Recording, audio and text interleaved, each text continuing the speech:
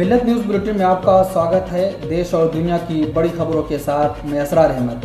हैदराबाद के राजेंद्र नगर स्थित मस्जिद मोहम्मदी अहले हदीस के परिसर में एक गैर सरकारी संगठन हेल्पिंग हैंड फाउंडेशन द्वारा 40 बिस्तरों वाले कोविड आइसोलेशन सेंटर की स्थापना की गई है। हैदराबाद के एक एनजीओ ने शहर के अस्पतालों में मेडिकल ऑक्सीजन और बेड की कमी से निपटने के लिए ये कदम बढ़ाया है और एक मस्जिद को कोविड केयर सेंटर में बदल दिया गया है, जहां मामूली लक्षणों वाले मरीजों का इलाज किया जा रहा है।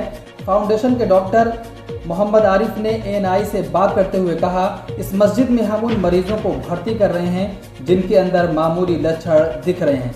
हम उन्हें सभी ज़रूरी चिकित्सा सुविधाएं मुहैया करा रहे हैं। एनजीओ का हिस्सा रहे डॉक्टर मोहम्मद फरीदुल्ला ने कहा कि उन्होंने मामूली लक्षणों वाले मरीजों के बेहतर इलाज के लिए मस्जिद को एक अलग आइसोलेशन सेंटर में बदल दिया है।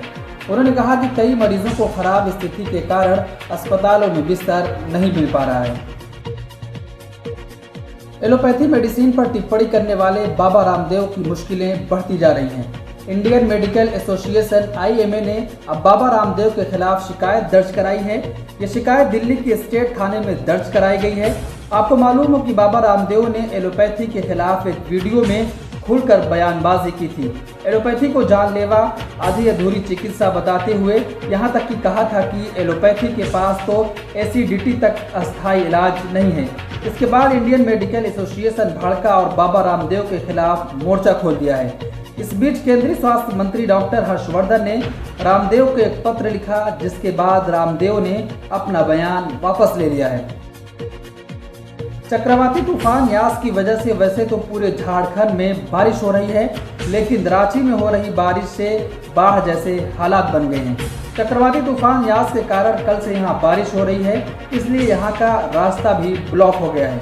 एक स्थानीय व्यक्ति ने बताया कि हम यहाँ पिछले 30 से 35 सालों से रह रहे हैं और जब भी बारिश होती है तो यहाँ पानी ऐसे ही भर जाता है। आपको बता दें कि चक्रवाती तूफान यास बुधवार रात 75 किलोमीटर प्रति घंटे की रफ्तार की हवाओं और भारी बारिश के साथ झारखंड की सीमा में पहुंचा था, जबकि आज कई जगह न सिर्फ तेज हवा चल रही है बल्कि जोरदार बारिश भी हो रही है।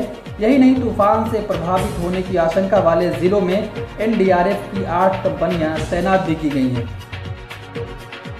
सोशल मीडिया कंपनी ट्विटर ने इस पर चिंता जताई है कि भारत में काम कर रहे उसके कर्मचारियों को डराने धमकाने की कोशिशें की जा रही हैं। बीजेपी प्रवक्ता संबित पात्रा के कांग्रेस टूल किट से जुड़े ट्वीट को कंपनी ने मैनिपुलेटेड मीडिया की श्रेणी में डाल दिया था, जिसके बाद दिल्ली पुलिस की विशेष शाखा के लोग ट्विटर के दिल्ली व गुड़गांव स्थित दफ्तर पहुंच गए थे। किरकिरी होने के बाद दिल्ली पुलिस ने कहा कि उसके लोग नोटिस देने गए थे, पर पुलिस की इस कार्रवाई को ट्विटर को डराने धमकाने की कार्रवाई के रूप में देखा गया है। अमेरिकी राष्ट्रपति जो बाइडेन ने खुफिया एजेंसियों से कोरोना वायरस की जांच के आदेश दिए हैं। अमेरिकी मीडिया के अनुसार खुफिया एजेंसियों की एक रिपोर्ट सामने आई थी, जिसमें कहा गया था कि चीन के वुहान में एक संस्थान के कई कर्मचारी बीमार पड़ने के बाद 2019 में अस्पताल में भर्ती हुए थे, जिसके बाद राष्ट्रपति बाइडेन वायरस की आगे की जांच के लिए जनता के भारी दबाव में आ गए हैं। उन्होंने खुफिया एजेंसियों को कोरोना वायरस की और जांच करने का आदेश दिया है।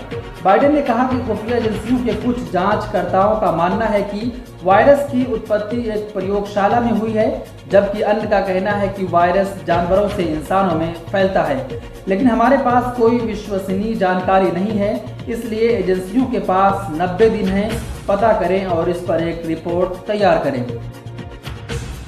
कर्नाटक के बेलगावी में 17 जनवरी को एक रैली के दौरान गृह मंत्री अमित शाह और भाजपा के दूसरे नेताओं के जरिए कोरोना के प्रोटोकॉल के उल्लंघन के बावजूद कोई केस दर्ज न होने पर हाई कोर्ट ने बेलगावी पुलिस को जबरदस्त फटकार लगाई है।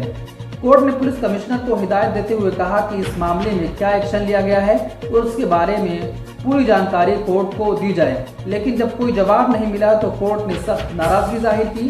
कोर्ट ने कहा कि ऐसा लगता है कि पुलिस कमिश्नर कोविड प्रोटोकॉल को जानते ही नहीं।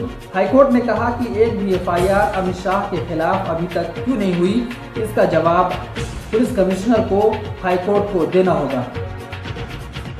सऊदी अरब ने दुबई जाने वाले इजरायली विमान को अपने हवाई क्षेत्र का उपयोग करने की अनुमति देने से इनकार कर दिया है। अंतर्राष्ट्रीय समाचार एजेंसी के मुताबिक इजरायली एयरलाइन के विमान को तल अवीव से दुबई के लिए उड़ान भरनी थी, जिसके लिए विमान को सऊदी अरब के हवाई क्षेत्र का इस्तेमाल करना था, लेकिन सऊदी अरब ने उसके हवाई क्षेत्र के इस्तेमाल पर रोक लगा दी है। संयुक्त राज्य अमेरिका सहित अन्य देशों की सैनिकों की वापसी के बाद अफगान तालिबान के तेवर भी बदले नजर आ रहे हैं। इसने अब अफगानिस्तान के पड़ोसियों को चेतावनी दी है कि वे संयुक्त राज्य अमेरिका को अपनी धरती पर सैन्य ठिकानों को संचालित करने की अनुमति न दें, और अगर ऐसा होता है तो एक ऐतिहासिक गलती होगी। एक अंतर्राष्ट्रीय समाचार एजेंसी के अनुसार संयुक्त राज्य अमेरिका अफगानिस्तान से अपने सैनिकों को वापस लेने के लिए अंतिम चरण में है, और हाल के दिनों में संयुक्त राज्य अमेरिका और पाकिस्तान के बीच राजनयिक संपर्कों ने अटकलें लगाई हैं कि तालिबान के खिलाफ पेंटागन का इस्तेमाल किया जा सकता है। राष्ट्रीय राजधानी दिल्ली में कोरोना वायरस का गिराफ अब धीरे धीरे काफी कम हो रहा है। गुरुवार को पिछले 2 महीने के मुकाबले सबसे कम नए पॉजिटिविटी मामले सामने आए हैं। स्वास्थ्य विभाग द्वारा जारी ताज़ा आंकड़ों के मुताबिक पिछले 24 घंटे में दिल्ली में 1072 नए मामले सामने आए हैं, जबकि दिल्ली में रिकवरी रेट करीब 3 गुना तक बढ़ गया है, जबकि 24 घंटे में रिकवर करने वाले मरीज 3725 ठीक भी हुए हैं। वहीं 117 लोगों की संक्रमण की वजह से मौत हुई है। अब दिल्ली में पॉजिटिविटी रेट घटकर 1.5% तक पहुंच गया है। Bureau report, Miller times.